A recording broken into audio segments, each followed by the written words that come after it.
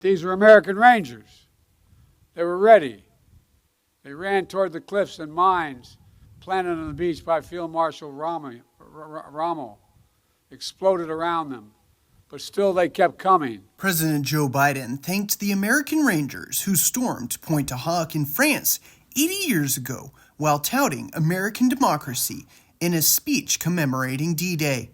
He did so on the same site where President Ronald Reagan delivered a Cold War-era speech honoring the soldiers in 1984. At dawn on the morning of the 6th of June, 1944, 225 Rangers jumped off the British landing craft and ran to the bottom of these cliffs.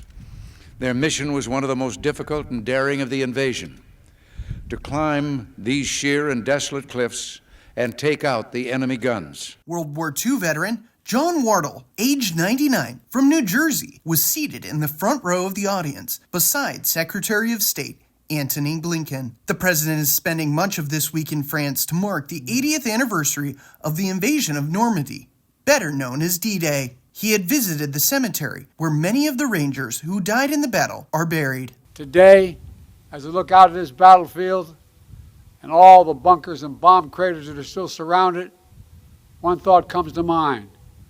My God, how did they do it? How were these Americans willing to risk everything? While thanking the soldiers for their bravery, Biden also touched on current events, including the war in Ukraine. Feared dictator had conquered a continent, had finally met his match. Because of them, the war turned. They stood against Hitler's aggression. Does anyone doubt that they would want America to stand up against Putin's aggression here in Europe today? According to Biden aides, the president was looking to channel Reagan. Reagan's speech later featured in a successful presidential re-election campaign. The Rangers who scaled this cliff didn't know they would change the world, but they did. I've long said that history has shown that ordinary Americans can do extraordinary things when challenged. There's no better example of that in the entire world than right here at Pointe du Hoc.